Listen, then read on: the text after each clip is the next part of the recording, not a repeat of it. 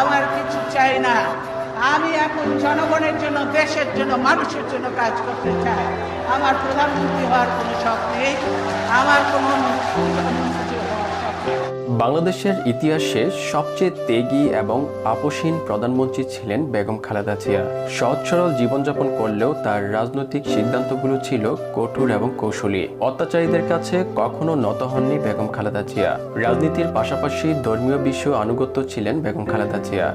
ধর্মীয় সম্প্রীতি প্রতিষ্ঠার জন্য অসংখ্য মসজিদ, মন্দির, ঈদগাহ এবং অন্যান্য ধর্মের উপাসনালয় নির্মাণ করেন বেগম খালেদা জিয়া। এছাড়া বিশ্ব ইজতেমার জন্য টঙ্গীতে 300 একর জমি বন্দোবস্ত করে দিয়েছিলেন বেগম খালেদা জিয়া। খালেদা জিয়ার ত্যাগের কথা সারা বাংলাদেশের বেশিরভাগ মানুষ দেখলেও বর্তমান প্রজন্মের অনেকেই জানে না প্রধানমন্ত্রী থাকাকালে খালেদা জিয়ার যুগান্তকারী কাজগুলোর কথা।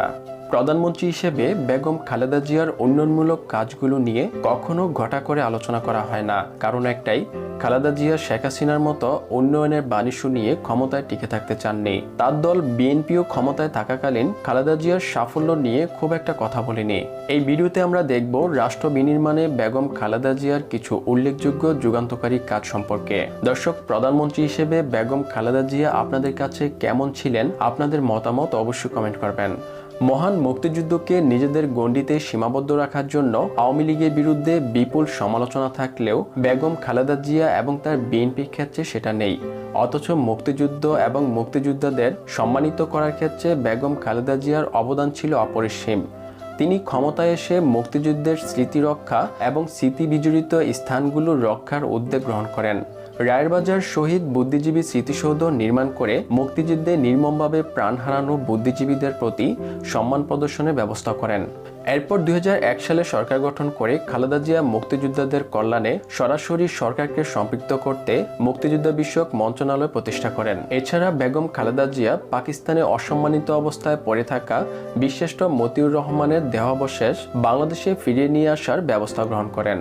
বেগম খালেদা জিয়ার নেতৃত্বে বিএনপি 3 দফায় সরকার গঠন করেন। এই সময় সরকার এবং রাষ্ট্র পরিচালনার ক্ষেত্রে বেশ কিছু গুরুত্বপূর্ণ সিদ্ধান্ত নিয়েছিলেন বেগম খালেদা জিয়া। সেগুলো দেশের রাজনৈতিক ইতিহাসের মাইলফলক হয়ে থাকবে। সংবিধানের দ্বাদশ সংশোধনীর মাধ্যমে পার্লামেন্টারি পদ্ধতির সরকার প্রতিষ্ঠা এবং ত্রয়োদশ সংশোধনীর মাধ্যমে নিরপেক্ষ তত্ত্বাবধায়ক সরকারের অধীনে জাতীয় নির্বাচনের ব্যবস্থা চালু করেন। শিক্ষা খাতে বাধ্যতামূলক প্রাথমিক শিক্ষা আইন এবং মেয়েদের জন্য 10ম শ্রেণী পর্যন্ত বিনা বেতনে পড়াশোনার ব্যবস্থা করেন বেগম খালেদা জিয়া। তার সরকারের আমলে বাংলাদেশে উন্মুক্ত বিশ্ববিদ্যালয় এবং জাতীয় বিশ্ববিদ্যালয়ে পথ চলা শুরু হয়। এছাড়া বেসরকারি বিশ্ববিদ্যালয় প্রতিষ্ঠার অনুমোদন তার সরকারের আমলে গৃহীত হয়। তিনি নাগরিকদের ব্যক্তিগত আয়কর প্রদানের হার 55% থেকে 25% নামিয়ে আনেন। ব্যবসা সহজ করার লক্ষ্যে 27 ধরনের শুল্ক হ্রাস করে 7 ধরনের আমদানি শুল্ক নির্ধারণ করেন। বেগম খালেদা জিয়া বাংলাদেশে মুক্তবাজার অর্থনীতি সূচনা করেন। দেশের ভূগর্ভের খনিজ সম্পদ কাজে লাগাতে বড়পুকুরিয়া কয়লা খনি এবং মধ্যপাড়ায় শ্বেতপাথরের খনি থেকে উত্তোলন কার্যক্রমের সূচনা তার সরকারের আমল থেকে শুরু হয়। বেগম খালেদা জিয়ার শাসন আমলে নারীদের আত্মনির্ভরশীল রূপে গড়ে তোলার জন্য প্রধানমন্ত্রী তহবিল থেকে সহজ শর্তে ঋণ সহায়তা প্রকল্প গ্রহণ করা হয়। স্বাস্থ্য খাতে বিভিন্ন সমস্যার সংকট নিরসনে বেগম খালেদা জিয়ার গুরুত্বপূর্ণ কিছু সিদ্ধান্ত ছিল। প্রতিটি উপজেলা স্বাস্থ্য কমপ্লেক্সকে 31 থেকে 50 শয্যায় উন্নতিকরণ এবং জেলা কমপ্লেক্সগুলোকে 100 থেকে 250 এবং 50 থেকে 100 শয্যায় বৃদ্ধি করেন এবং দেশের শতকরা 90% মানুষের জন্য সুপেয় পানি ব্যবস্থা করতে সক্ষম হন। বেগম খালেদা জিয়া 330টি উপজেলাকে বিদ্যুতের আওতায় নিয়ে আসেন। উপকূলীয় এলাকাগুলোতে 1000-এরও বেশি সাইক্লোন সেন্টার নির্মাণ করেন। ধর্মীয় সম্প্রীতি প্রতিষ্ঠাও বেগম খালেদা জিয়ার অনেক অবদান ছিল। তার সরকারের আমলে দেশে অসংখ্য মসজিদ, মন্দির, ঈদগাহ ও অন্যান্য উপাসনালয় নির্মাণে সরকারের তহবিল থেকে অনুদান প্রদান করা হয়। ঢাকার আশকোনায় হজযাত্রীদের সুবিধার্থে একটি স্থায়ী হাজি ক্যাম্প প্রতিষ্ঠা করা হয়। এছাড়াও তাবলিগ জামাতের বৃহত্তর সম্মেলন বিশ্ব ইজতেমার জন্য টঙ্গীতে অতিরিক্ত 300 একর জমির বন্দোবস্ত করেন বেগম খালেদা জিয়া। বাংলাদেশের সাবেক প্রধানমন্ত্রী এবং বিএনপির চেয়ারপারসন খালেদা জিয়া 1991 থেকে 1996 এবং 2001 সাল থেকে 2006 সাল এই 2 মেয়াদে পূর্ণ সময় প্রধানমন্ত্রী ছিলেন। এছাড়া মাঝখানে তিনি আরও একবার কিছুদিনের জন্য প্রধানমন্ত্রীর দায়িত্ব পালন করেছিলেন। তার শাসনামলে দেশের রাজনৈতিক পরিস্থিতি যেমন জটিল ছিল, তেমনি কিছু গুরুত্বপূর্ণ উন্নয়নমূলক উদ্যোগও বাস্তবায়ন হয়েছিল, যেগুলো বাংলাদেশের উন্নয়ন ইতিহাসে গুরুত্বপূর্ণ হয়ে আছে। যদিও অনেক রাজনৈতিক বিতর্ক তার এই অবদানে ছায়া ফেলেছে, তবে খালেদা জিয়ার সময় গঠনমূলক উন্নয়ন প্রকল্প বাস্তবায়িত হয়েছে, যা দেশের অবকাঠামো, শিক্ষা, স্বাস্থ্য এবং যোগাযোগ ব্যবস্থায় গুরুত্বপূর্ণ ভূমিকা রেখেছে। প্রথম মেয়াদে অর্থাৎ 1991 থেকে 1996 সময়কালে তিনি দায়িত্ব নেওয়ার পর থেকে দেশে গণতান্ত্রিক শাসন ব্যবস্থা পুনঃপ্রতিষ্ঠিত হয়। এরই ধারাবাহিকতায় তিনি অবাধ ও নিরপেক্ষ জাতীয় নির্বাচন আয়োজন, বিচার বিভাগের স্বাধীনতা নিশ্চিত করার প্রচেষ্টা এবং গণমাধ্যমের স্বাধীনতার জন্য উল্লেখযোগ্য কিছু পদক্ষেপ নেন। এই সময় বাংলাদেশের অর্থনৈতিক খাতেও কিছু সংস্কার নিয়ে আসেন। রপ্তানিমুখী শিল্প, বিশেষ করে গার্মেন্টস খাতকে উৎসাহী করার মাধ্যমে নারীদের কর্মসংস্থান বাড়াতে গুরুত্বপূর্ণ ভূমিকা রাখেন বেগম খালেদা জিয়া।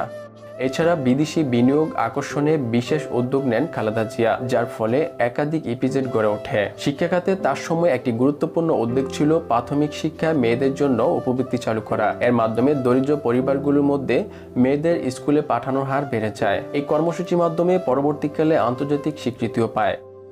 এছাড়া ফুড ফর এডুকেশন নামে একটি প্রকল্প চালু করেন বেগম খালেদা জিয়া, যা দরিদ্র পরিবারের শিক্ষার্থীদের জন্য খাবারের সহায়তা দিয়ে স্কুলে টিকে রাখার উদ্যোগ নেওয়া হয়। এটি বাংলাদেশের শিক্ষা ব্যবস্থায় দীর্ঘমেয়াদী প্রভাব ফেলেছে। এরপর 2001 সাল থেকে 2006 সাল বেগম খালেদা জিয়া ক্ষমতায় এসে আরও কিছু মেগা প্রকল্প বাস্তবায়ন করেন, যার মধ্যে বিদ্যুৎ খাত, সড়ক যোগাযোগ এবং তথ্য প্রযুক্তি অন্যতম।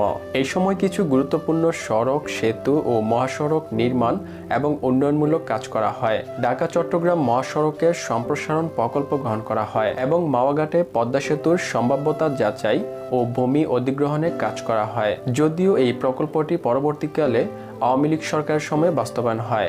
এছাড়া সিলেট ঢাকা মহাসড়ক, টাঙ্গাইল জামালপুর সড়ক উন্নয়ন সহ একাধিক জেলার সড়ক নেটওয়ার্ক সম্প্রসারিত করা হয়।